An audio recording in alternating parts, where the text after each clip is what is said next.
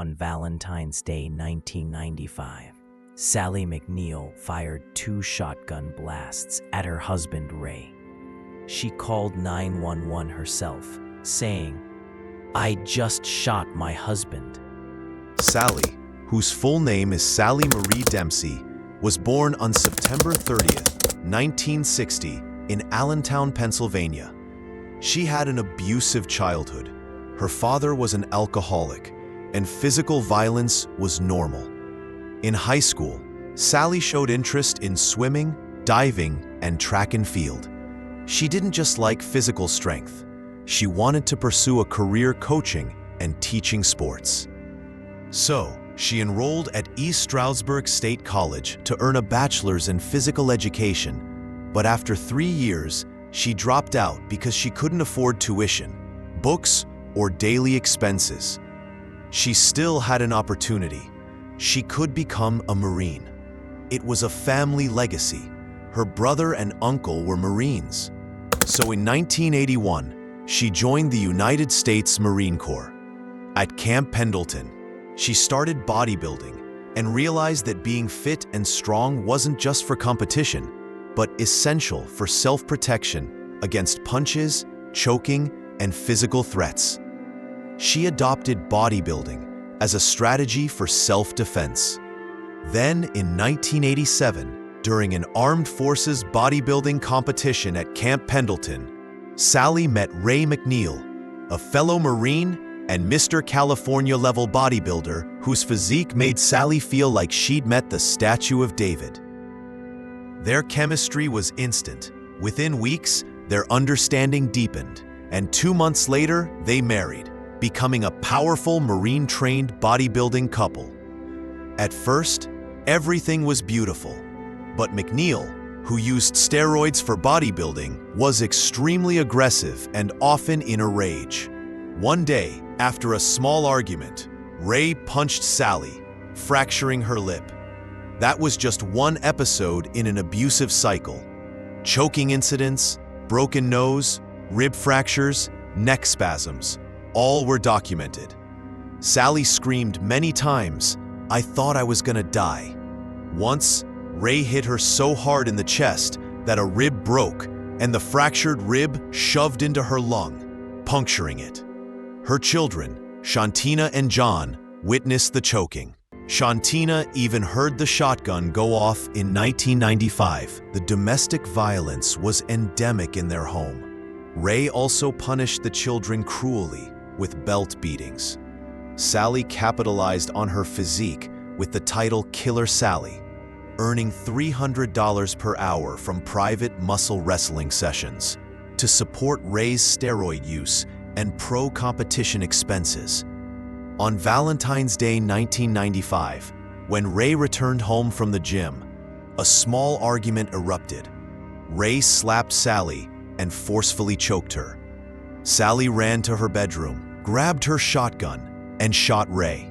She then called the police herself, saying, "He was choking me. I just shot him because he beat me up." The police arrived and arrested her. Ray died in the hospital 2 hours later. The toxicology report confirmed that Ray's blood contained 5 different anabolic steroids, evidence of regular use during bodybuilding.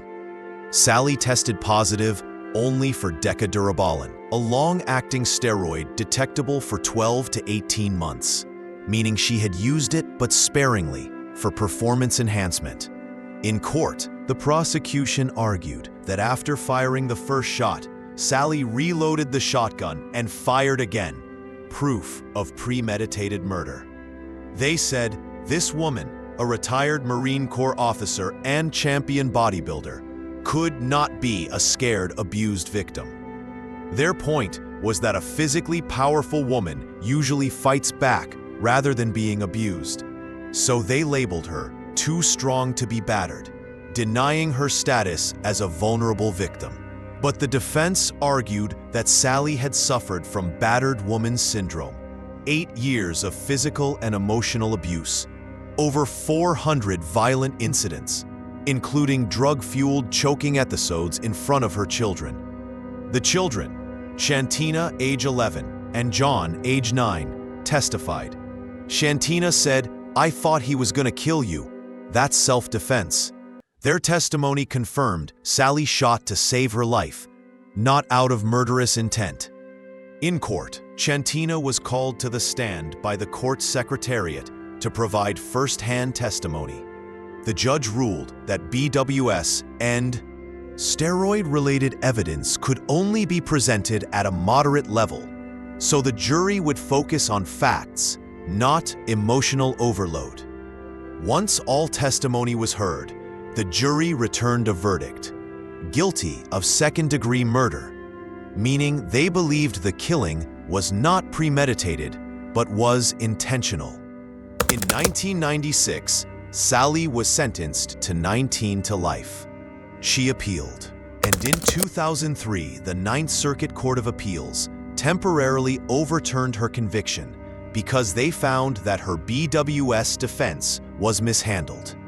California appealed to the U.S. Supreme Court, which in 2004 reversed the Ninth Circuit's decision and sent the case back for reconsideration. Finally, in 2005, the Ninth Circuit reviewed it again and reinstated her conviction, confirming the guilty verdict for second-degree murder. Prison life was tough, but the Marine Corps discipline helped Sally adapt. The inmates wanted to pick fights with her because of her muscular build, but she never fought back. She knew a fight could ruin her chance at parole.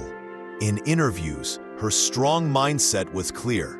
She wanted to show parole boards she was fit, reformed, and not aggressive.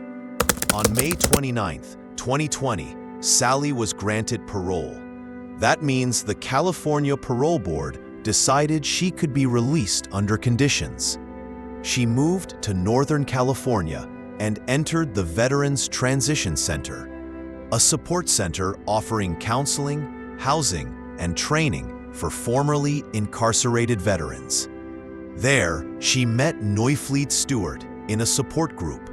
They married in 2022 and now live together in Northern California in their own home.